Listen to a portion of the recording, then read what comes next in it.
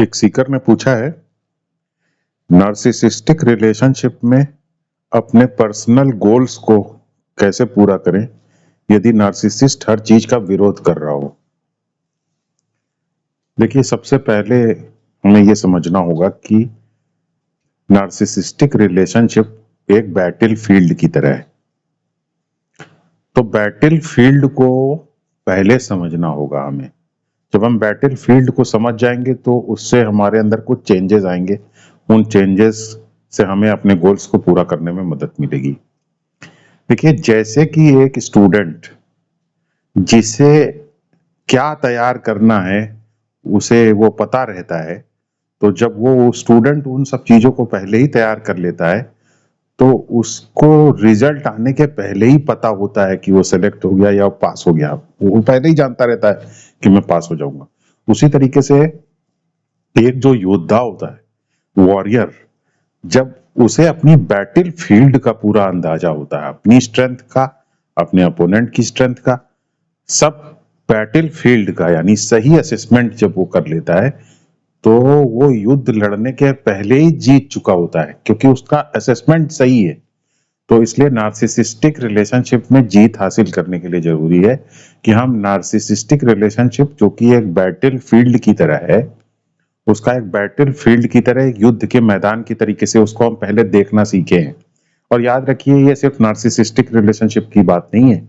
किसी भी रिलेशनशिप को अगर आप उठा करके देखेंगे तो, या आप टॉक्सिक रिलेशनशिप, किसी भी टॉक्सिक रिलेशनशिप को उठा करके देखेंगे, या आप लाइफ को ही उठा करके देखेंगे, इन जनरल लाइफ को उठा के देखेंगे, उसकी स्ट्रगल को उठा करके देखेंगे, तो सब आप पाएंगे कि वो एक बैटल फील्ड की तरीके से है। तो इसलिए हम बैटल फील्ड से भाग नहीं सकते हैं। हम क्या कर सकते हैं, हमें बैटल फील्ड को ठीक से समझना होगा। अगर हमने बैटल फील्ड को ठीक से समझ लिया तो ये कुछ वैसी बात है कि हम लड़ने के पहले ही जीत की तरफ आगे बढ़ गए। तो क्या है हमारी नार्सिसिस्टिक बैटल फील्ड?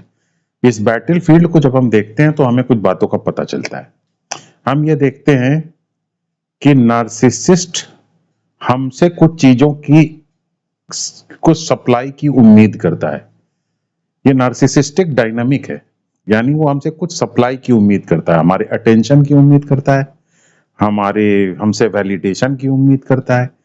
तो वो इन सब चीजों की हमसे उम्मीद करता है। फिर हम जब इसके इमोशनल नार्सिसिस्ट के काम करने के तरीके को देखते हैं तो हम ये देखते हैं कि लगभग ये फिक्स तरीका है कि वो हमें अफेक्शन को कभी विड्रॉ करता है और कभी अफेक्शन को हमें प्रोवाइड करता है, कभी विड्रॉ करता है, कभी देता है, कभी लेता है। इस तरीके से वो हमें इमोशनली स्टेबल नहीं होने देता। और अगर हम इसको और गौर से देखेंगे तो हमें पता चलेगा कि इसमें एक तरीके की रोल फिक्सिंग है। रोल फिक्स है। रोल फिक्स क्या है कि इसमें एक ही आदमी एडजस्ट करेगा हमेशा, वो है हम। नार्सिसिस्ट एडजस्ट नहीं करेगा, हम ही एडजस्ट करेंगे हमेशा। तो ये इस नार्सिसिस्टिक डायनामिक या इस बैटल फील्ड के कुछ इंपॉर्टेंट रूल्स हैं, वो हम रूल्स ठीक से देख रहे हैं। फिर हम ये देख रहे हैं कि नार्सिसिस्ट हमारी उन्हीं डिमांड्स को मानेगा। हम रूल्स को अभी स्टडी कर रहे हैं ना, हमारी उन्हीं डिमांड्स को मानेगा जो कि डिमांड्स हमारी कन्वीनियंट डिमांड्स हैं। जो उसके लिए कन्वीनियंट डिमांड्स हैं उन्हीं को मानेगा। जो हमारी डिमांड्स कन्वीनियंट नहीं है उन डिमांड्स को वो नहीं मानेगा। और नार्सिसिस्ट हमेशा हमें अपने कंट्रोल में रखने की कोशिश करेगा। ये हमारे अटेंशन को हमेशा एंगेज रखने की कोशिश करेगा और हमें हमेशा इमोशनली अनस्टेबल मोड में रखेगा। तो जब हम ये बातें ये देख पाते हैं तो हम इसका मतलब एक इस पूरे सिस्टम को देख पा रहे हैं। नार्सिसिस्टिक रिलेशनशिप रूपी जो बैटल फील्ड है, इस हम बैटल फील्ड को अब हम देख पा रहे हैं। तो जब हम इस बैटल फील्ड को देख पा रहे हैं ठीक से, हम इसके रूल्स को ठीक से स्टडी कर पा रहे हैं, समझ पा रहे हैं, तो अब हम क्या करेंगे? इससे हमें क्या फायदा होगा? हमें इससे ये फायदा होगा कि अब हम ये नहीं कोशिश करेंगे कि नार्सिसिस्ट हमें समझे। हम ये नहीं कोशिश करेंगे कि नार्सिसिस्ट बदले। हम ये चिंतित नहीं होंगे इस बात को लेकर के कि नार्सिसिस्ट ऐसा क्यों है, क्योंकि हमने सिस्टम को देख लिया ना, बैटल फील्ड को हमने देख लिया कि नार्सिसिस्टिक रिलेशनशिप की बैटलफील्ड किस तरीके से काम करती है, नार्सिसिस्टिक रिलेशनशिप का स्ट्रक्चर कैसे काम करता है, सिस्टम कैसे काम करता है नार्सिसिस्टिक रिलेशनशिप का, उसका स्ट्रक्चर और उसमें रूल्स कैसे काम करते हैं, ये हमने देख लिया। अब जब हमने ये चीज देख लिया तो अब हम बताइए कि क्या हम इमोशनल थिंकिंग से आगे बढ़ेंगे कि स्ट्रेटेजिक पोजीशनिंग से हम आगे बढ़ेंगे। ऑब्वियसली, क्योंकि हमने सिस्टम को देख लिया, इसलिए सिस्टम को देखने के बाद हमारी इमोशनल थिंकिंग खत्म हो जानी चाहिए, क्योंकि हमने सिस्टम और उसके रूल्स को देख लिया। तो जब हमारी इमोशनल थिंकिंग खत्म हो जाएगी तो हम स्ट्रेटेजिकली हम चलेंगे, स्ट्रेटेजिक पोजीशनिंग के साथ हम चलेंगे। तो जो सिस्टम को देख लेता है वो स्ट्रेटेजिक पोजीशनिंग के साथ चलता है। अब अगर हम स्ट्रेटेजिक पोजीशनिंग से चलेंगे तो फिर हम ये विचार करेंगे कि आखिर ऐसा क्यों हो रहा है कि हम ही हमेशा एडजस्ट कर रहे हैं, आखिर ऐसा क्यों हो रहा है कि हम ही रिलेशनशिप बना करके चल रहे हैं, आखिर ऐसा क्यों हो रहा है कि हम ही हमेशा कंट्रोल किए जा रहे हैं, आखिर ऐसा क्यों हो रहा है कि हम ही हमेशा इमोशनल इनस्टेबिलिटी के शिकार हो रहे हैं। तो हम इन सवालों के ऊपर गौर करेंगे, तब हम ये देखेंगे कि हम कहाँ कहाँ अपने इमोशनल एनर्जी को वेस्ट करते हैं। इसको हम ऑब्जर्व करेंगे, इसके पैटर्न को देखेंगे, कहाँ कहाँ हम रिएक्टिव हो रहे हैं, कहाँ कहाँ हम इमोशनल हो रहे हैं, कहाँ कहाँ हम वीक है, कहाँ कहाँ हम अपने अटेंशन को फालतू जाया कर रहे हैं, कहाँ कहाँ हम रिलेशनशिप में गलत सलत लड़ाई कर रहे हैं, कहाँ कहाँ हम गलत चीजों पर रिएक्ट कर रहे हैं।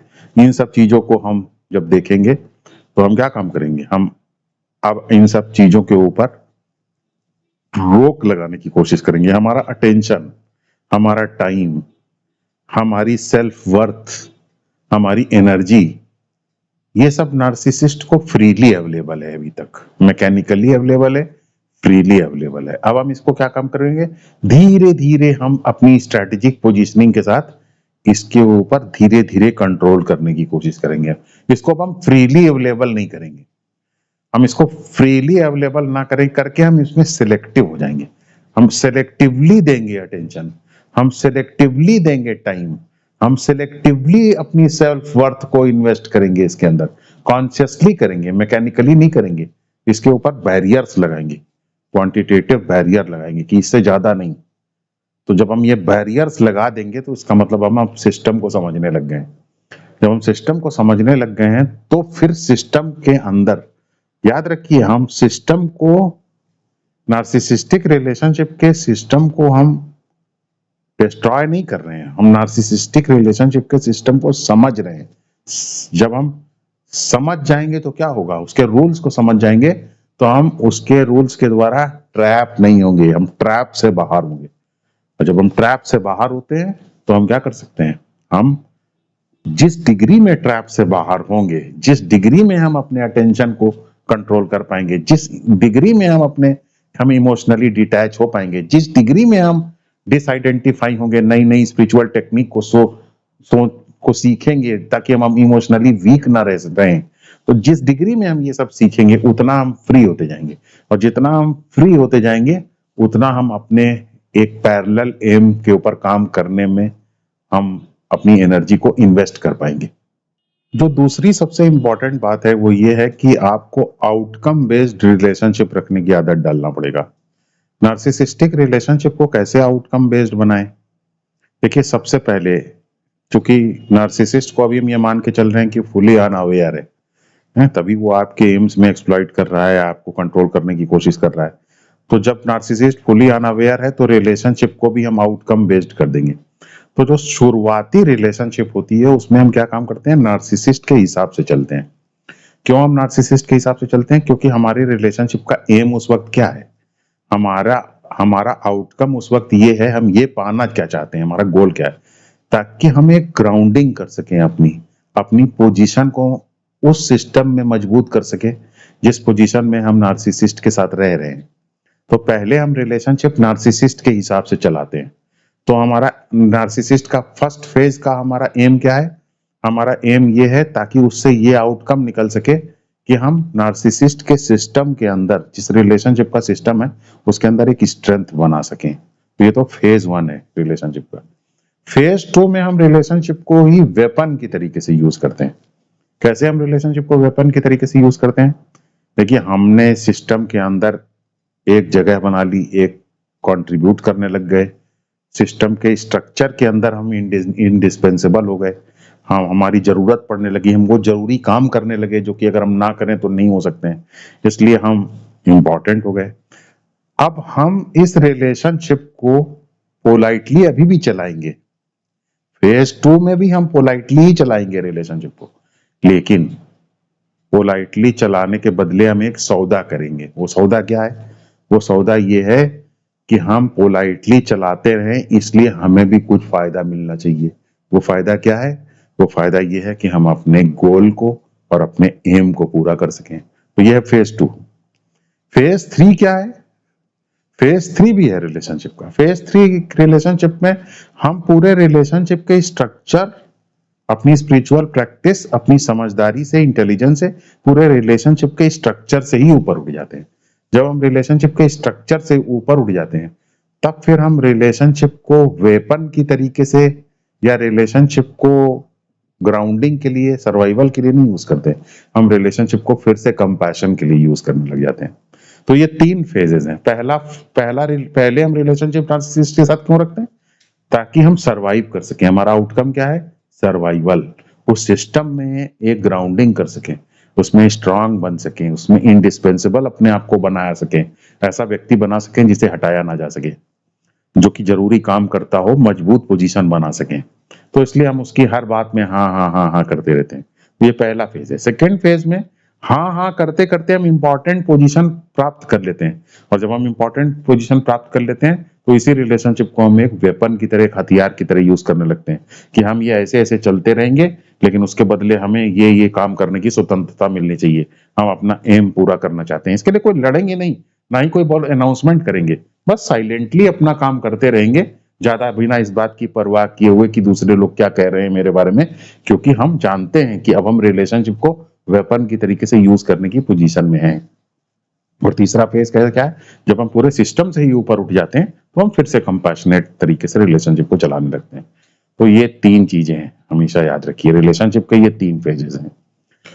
उसके बाद याद रखिए कि आपके जो भी गोल है रिलेशनशिप में, आपने लॉन्ग टर्म, शॉर्ट टर्म, जो भी आपके गोल्स हैं, उन गोल्स को पहले डिसाइड कर लीजिए। गोल्स याद रखिए, अगर आपके गोल्स या एम्स डिसाइडेड नहीं है तो आप कभी भी अपनी एनर्जी को कलेक्ट नहीं कर पाएंगे। तो आप अपने गोल्स को डिसाइड कर लीजिए। मैं एक बार एक इवेंट में गया था, वो एक तरीके का हैकाथॉन था। वहां पे जो है ये इस तरीके के जो क्या कहते हैं, नए नए स्टार्टअप्स को चलाने के लिए बहुत सारे लोग आए थे, पार्टिसिपेंट्स आए थे। तो उसमें यूपी के एक मिनिस्टर भी आए थे, कैबिनेट मिनिस्टर थे वो, अभी भी हैं वो कैबिनेट मिनिस्टर। तो वो हमेशा अपने पास्ट के बारे में बहुत बताते हैं वो मिनिस्टर। उस दिन भी उन्होंने उसमें अपनी स्पीच में अपने पास्ट के बारे में बताया। तो उन्होंने कुछ बड़ी सिग्निफिकेंट बातें बताई, हालांकि ज्यादा कोई ध्यान नहीं दे रहा था उनकी बात पे, लेकिन उन्होंने जो बात बताई वो बड़ी सिग्निफिकेंट थी। उन्होंने अपने बचपन की गरीबी के बारे में बताया कि कैसे वो टीवी देखते थे दूसरे के घर में जाकर के, और एक बार जोर जोर से हंसने लगे थे टीवी देखते हो, तो जिसके घर में टीवी देखते थे उसने उनको झापड़ मार करके घर से बाहर निकाल दिया था। और उसके बाद वो जो है, बाहर झापड़ खाने के बाद भी उसके खिड़की के बाहर से झांक के देखते थे, तो एक दिन वो बाहर से आ रहा था तो उसने फिर इनको मार के भगाया। तो ये बहुत रोए। तो इनके पिताजी गरीब थे, तो वो लोन ले करके इनके लिए टीवी लेके आए। गरीब थे बहुत, वो लोन लेके टीवी लेके आए और बहुत गरीब स्थिति में थे वो। तो मिनिस्टर साहब ने सोचा कि वो जब अपने गरीबी देखा तो उन्होंने ये डिसाइड किया कि वो अपने टीवी का लोन और अपने जी घर के परिवार का खर्चा चलाएंगे, और उसके लिए कोई वो दुकान चलाएंगे। तो वो जब दुकान चलाने लगे तो उन्होंने ये डिसाइड किया कि अगर वो साल में इतना पैसा कमाएंगे तो लोन भी चुका सकते हैं और दुकान भी चला सकते हैं। तो फिर उन्होंने एक स्ट्रेटजी बनाई कि साल में इतना पैसा कमाने के लिए प्रतिदिन मुझे इतना पैसा कमाना जरूरी है। और प्रतिदिन मुझे इतना पैसा कमाने के लिए हो सकता है कि किसी एक दिन मुझे बारात में जाना पड़ जाए, किसी दिन छुट्टी लेना पड़ जाए, तो हो सकता है कि मैं उस दिन ना कमा सकूं, तो रोज मुझे इतना एडिशनली कमाना पड़ेगा कि मैं 1 2 दिन 3 दिन की छुट्टी भी बीच में ले सकूं। तो इस तरीके से उन्होंने इस तरह अपना टारगेट बनाया और रोज वो अपने टारगेट को पूरा करने लगे। यही बस काम आपको भी करना है। एम बनाना जरूरी नहीं है, उन मंत्री जी की तरीके से इस एम को रोज पूरा करना भी जरूरी है। तो आपने मान लीजिए आपने एम बनाया कि 2 साल में आप फाइनेंशियल इंडिपेंडेंस हासिल कर लेंगे, तो रोज आप उसके लिए क्या कर रहे हैं, ये इंपॉर्टेंट है। रोज रोज क्या आप कर रहे हैं? आपने कोई स्पिरिचुअल प्रैक्टिस के बारे में, नेगेटिविटी से लड़ने को लेकर के एम बनाया, तो रोज आप उस एम को पूरा करने के लिए क्या कर रहे हैं?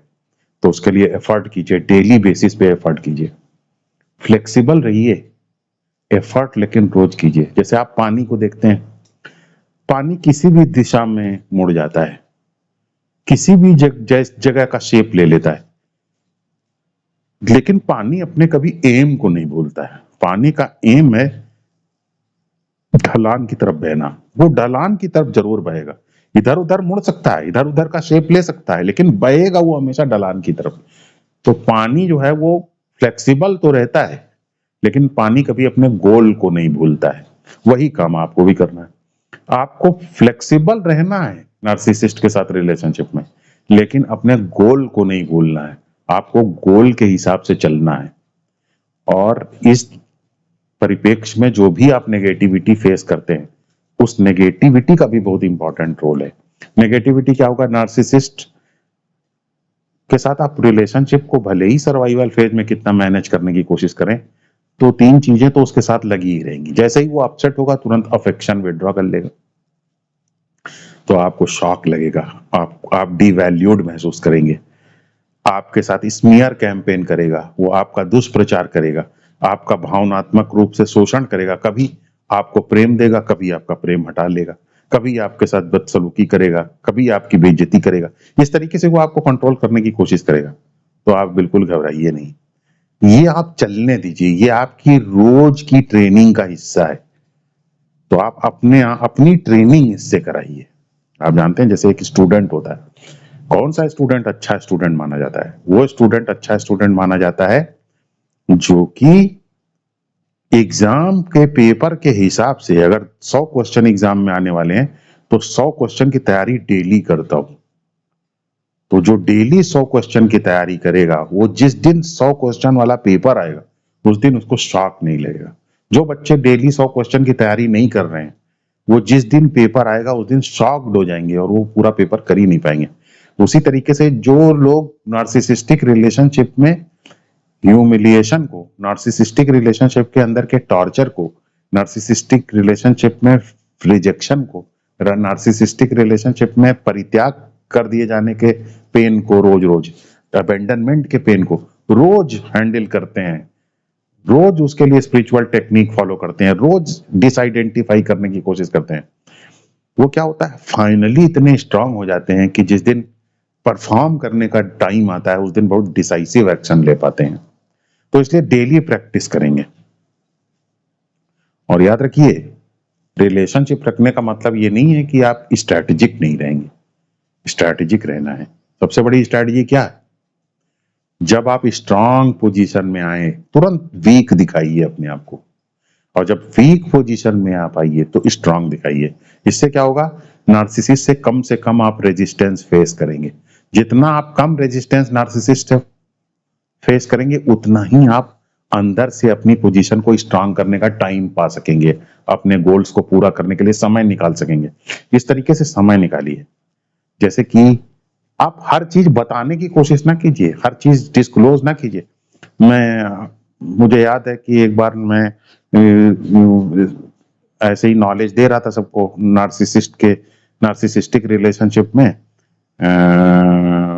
कैसे एक्सप्लॉइटेशन से बचें, इस बात की नॉलेज मैं दे रहा था। कोरोना के लॉकडाउन का समय था वो। तो जिसको मैं ये नॉलेज दे रहा था, वो अपने हस्बैंड से काफी वो विक्टिमाइज थी, वो महिला। तो उन्होंने जो है, तब नॉलेज देने के दौरान ही उनके हस्बैंड का फोन आ गया, तो वो अपने हस्बैंड को ही ये बताने लग गई कि वो कौन सी नॉलेज गेन कर रही है। इसका मतलब ये मूर्ख है। नॉलेज को बताना नहीं है किसी को, नॉलेज को परफॉर्म करना है, नॉलेज को यूज करना है लाइफ में। वो क्या काम कर रही है? हस्बैंड को ही सब, हस्बैंड के साथ हैंडल कर सके हस्बैंड को, उसके लिए स्ट्रेटजी सीख रही है। हस्बैंड को ही ये सब बता रही है कि कौन सी हम स्ट्रेटजी सीख करके आए। ये मूर्ख होना इसे कहते हैं।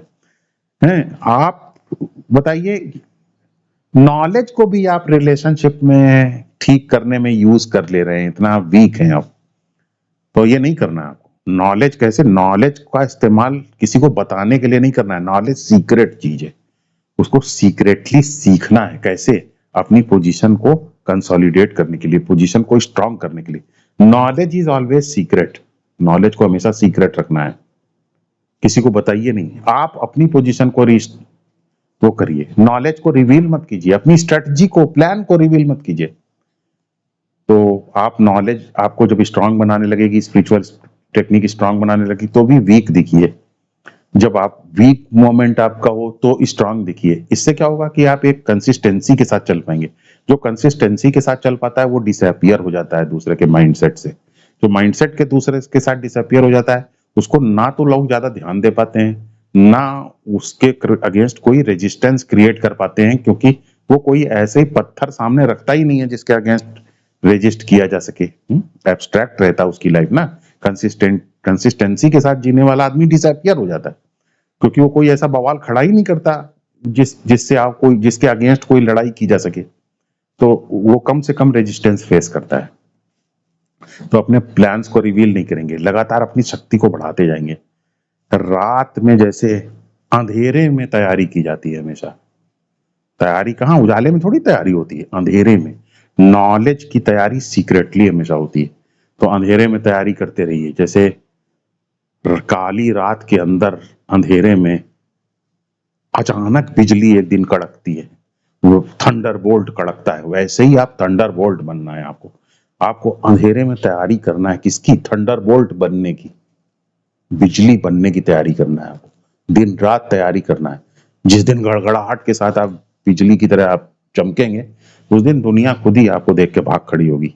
इसलिए इंपॉर्टेंट चीज ये, आप बिजली बनी है। रोज अपने बारे में बताइए नहीं कि मैं ऐसे बिजली बन रहा हूँ, वैसे बिजली बन रहा हूँ। बिजली बनना रात के अंधेरे में है।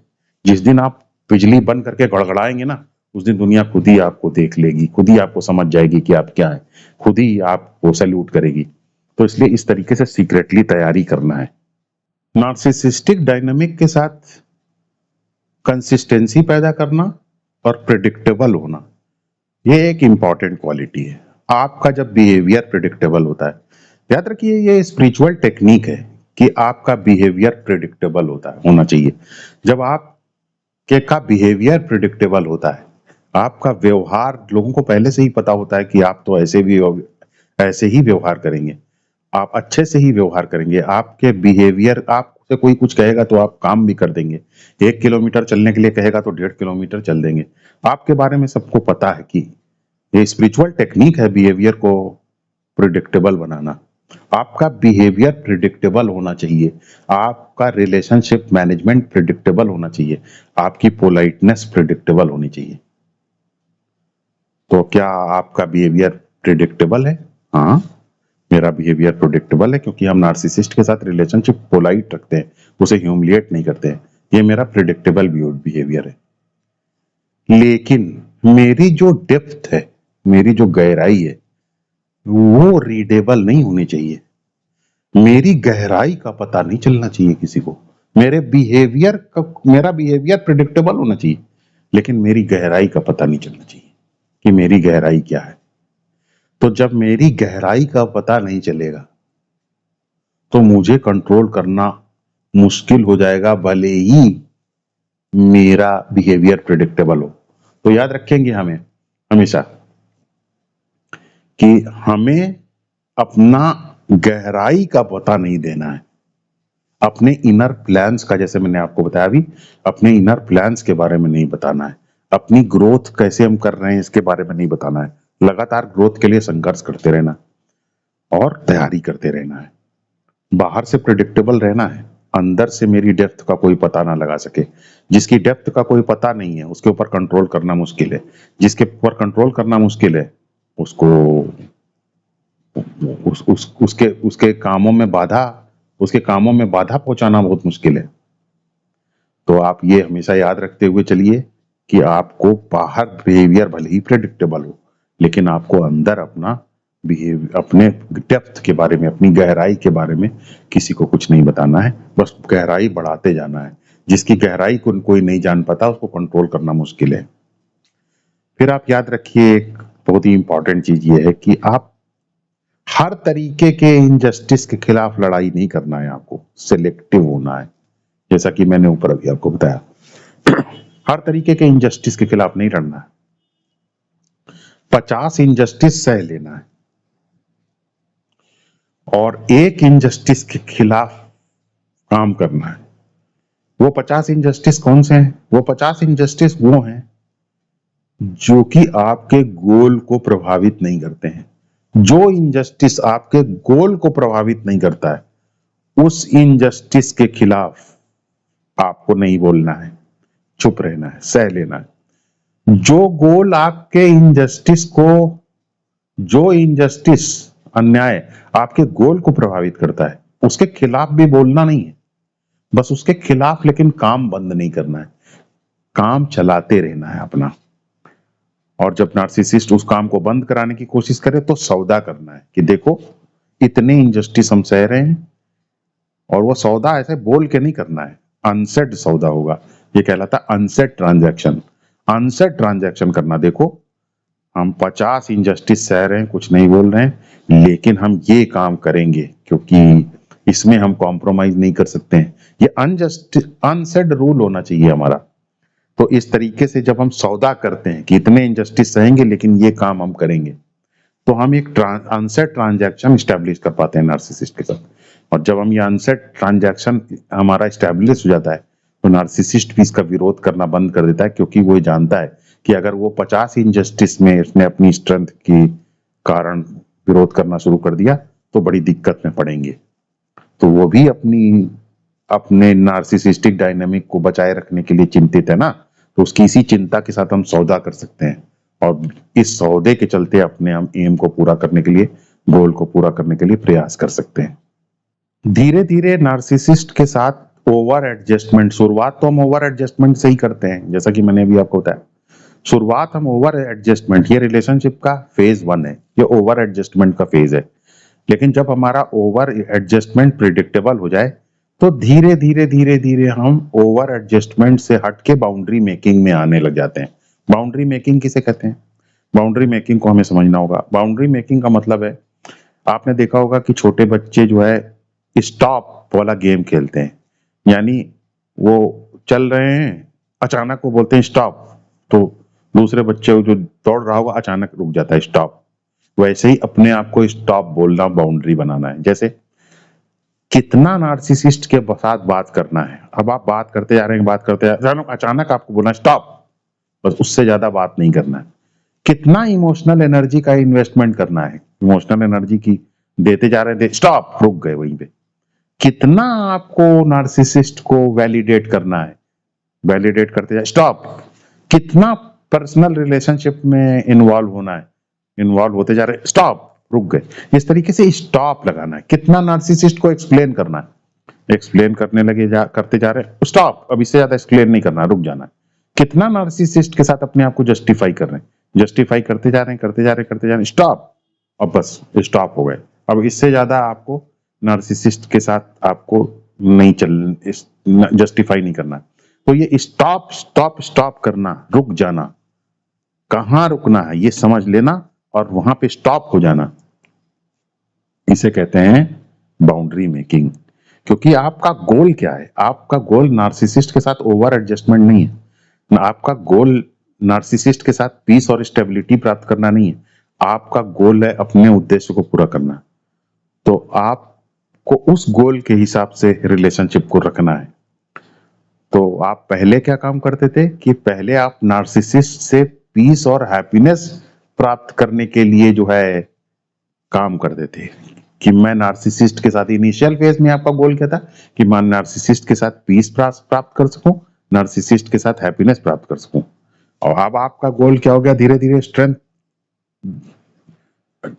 स्ट्रेंथ जैसे जैसे आप कोशिश कर रहे हैं, याद रखिए एडजस्ट तो आप नार्सिसिस्ट के साथ कर रहे हैं, टॉक्सिक पर्सन्स के साथ एडजस्ट कर रहे हैं, ओवर एडजस्ट भी कभी कभी कर रहे हैं, लेकिन लगातार क्या कोशिश कर रहे हैं? बाउंड्री मेकिंग की कोशिश कर रहे हैं। तो आप शुरुआत कैसे करते हैं? मेरी पीस तुम्हारे ऊपर डिपेंड करती है, तुम्हारे तुम्हारे वैलिडेशन से मेरी, तुम्हारे तुम्हारे फेवरेबल एटीट्यूड से मेरी हैप्पीनेस और पीस डिपेंड करती है। ये हम दिखाते हैं, लेकिन कोशिश लगातार हम किस लिए कर रहे हैं? कोशिश लगातार ये कर रहे हैं कि मेरी पीस तुम्हारे बिहेवियर के ऊपर डिपेंडेंट नहीं है, मेरी पीस तुम्हारे मूड स्विंग्स के ऊपर डिपेंडेंट नहीं है, मेरी पीस तुम्हारे अफेक्शन को विड्रॉ कर लेने, अफेक्शन को हटा लेने या अफेक्शन को देने के ऊपर निर्भर नहीं करती। मेरी पीस तुम्हारे वैलिडेशन के ऊपर निर्भर नहीं करती। प्रैक्टिस हम इसकी कर रहे हैं। इस डे टू डे प्रैक्टिस को करके अपने इस जेस्टॉल्ट को बदल लेना, अपने इस एटीट्यूड को चेंज कर लेना, ये एक ह्यूज शिफ्ट है जो कि हमें अपने गोल्स को पूरा करने में मदद करता है। देखिए, नार्सिसिस्ट के साथ डायरेक्ट फाइट को मत करिए, आप सिस्टम को समझिए और अपनी डिपेंडेंसी को रिड्यूस कीजिए। सिस्टम के अंदर ही रह करके अपनी डिपेंडेंसी को कम करते जाइए। तो जब आप अपनी डिपेंडेंसी को कम करते जाएंगे तो क्या हो, आपके ऊपर कंट्रोल जो नार्सिसिस्ट रखता है उस कंट्रोल की क्वालिटी गिरती जाएगी। क्वालिटी और क्वांटिटी दोनों गिरती जाएगी यार, क्वांटिटी भी गिरती जाएगी और क्वालिटी भी गिरती जाएगी। धीरे धीरे कंट्रोल वीक होता जाएगा उसका। और नार्सिसिस्ट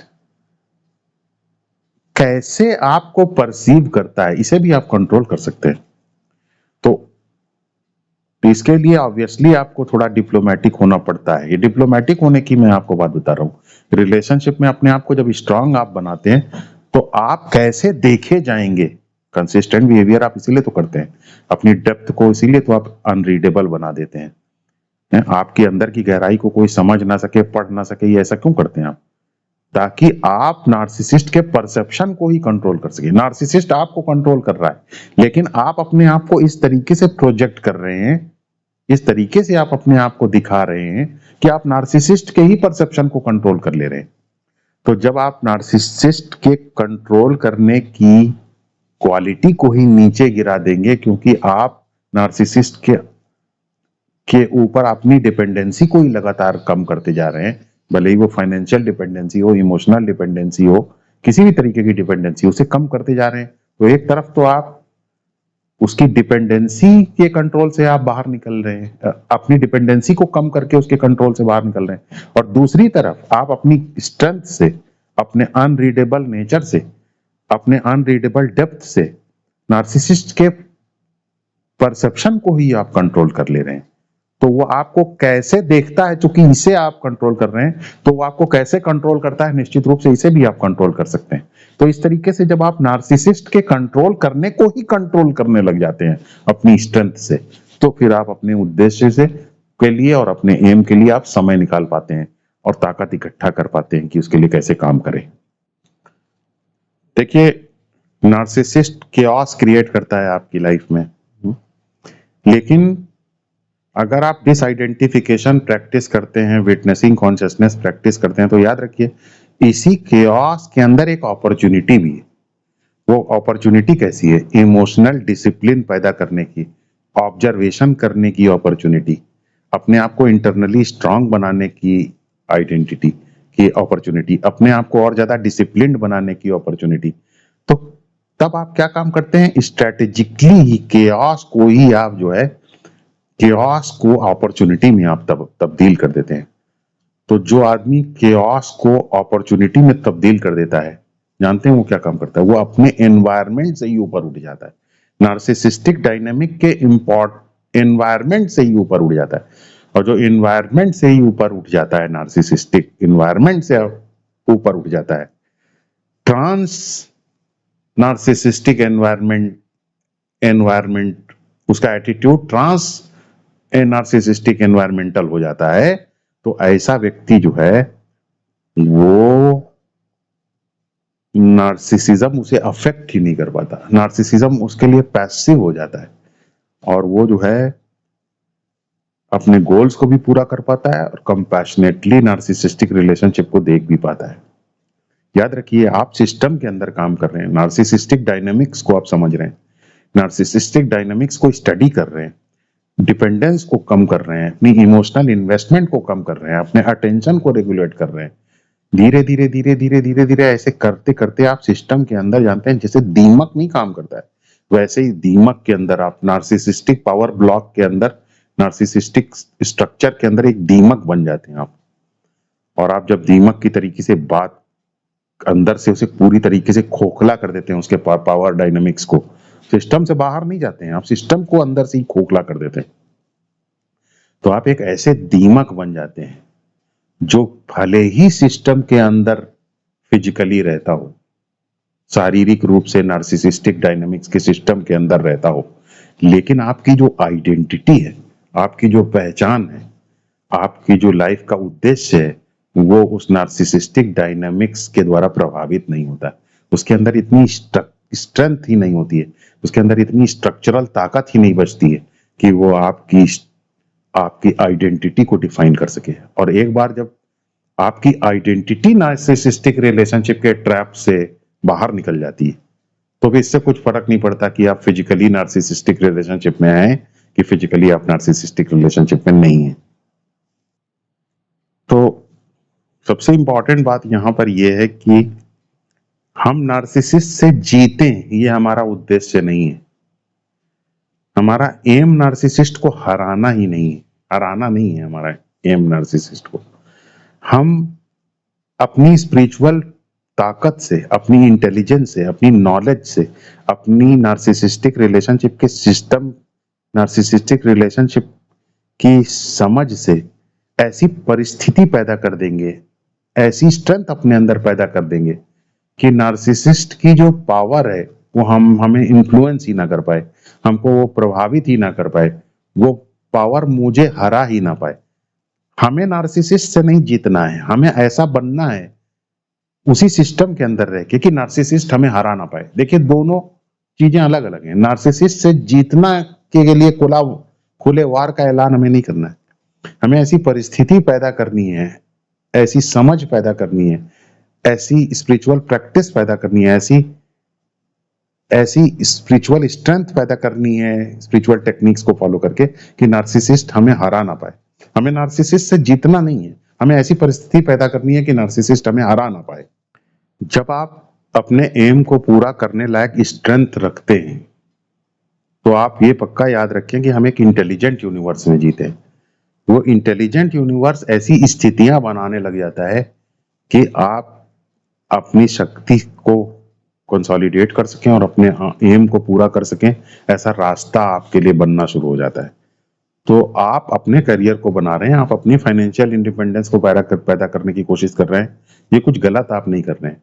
आप एक बार साहस करके इस रास्ते पर आगे बढ़ेंगे तो एग्जिस्टेंस आपको सपोर्ट करेगा, यूनिवर्स आपको सपोर्ट करेगा, क्योंकि हम एक इंटेलिजेंट यूनिवर्स में जीते हैं। हमें ये बात समझना होगा। तो हमें ये समझना है कि हमें कुछ अपना प्लान बनाना है, कुछ स्ट्रैटेजी बनानी है, उसके ऊपर चलना है। हमें ज्यादा बोलना नहीं है, हमें ज्यादा बोलना नहीं है, हमें ज्यादा ऑब्जर्व करना है, हमें ज्यादा रिएक्ट नहीं करना है, हमें हमें प्लान करना है, हमें हमें हमें ज्यादा डिपेंड नहीं होना है, हमें जो है ज्यादा बिल्ड करना है। क्या बिल्ड करना है? अपनी पोजीशन, इस स्ट्रक्चर के अंदर हमारी क्या पोजीशन है, उस स्ट्रक्चर के अंदर की पोजीशन को हमें बिल्ड करना है। हमें ज्यादा स्ट्रक्चर के ऊपर, नार्सिसिस्ट के ऊपर डिपेंडेंसी घटाना है और स्ट्रक्चर के अंदर ज्यादा से ज्यादा बिल्ड करना है, अपनी पोजीशन को कंसोलिडेट करना है, अपनी पोजीशन को बिल्ड करना है। हमें अपनी इनर स्ट्रेंथ के बारे में ज्यादा रिवील नहीं करना है, हमें अपनी पोजीशन को कंसोलिडेट करना है, अपने आप को स्टेबलाइज करना है। हमें ये स्ट्रेंथ के द्वारा किसी को चैलेंज नहीं करना है, नार्सिसिस्ट को हमें अपनी स्ट्रेंथ के द्वारा चैलेंज नहीं करना है। हमें नॉलेज से पैदा हुई स्ट्रैटेजी का सहारा लेना है और बिना एग्रेशन को किए हुए इंटेलिजेंस का सहारा लेकर के अपने लिए आगे रास्ता बनाना है।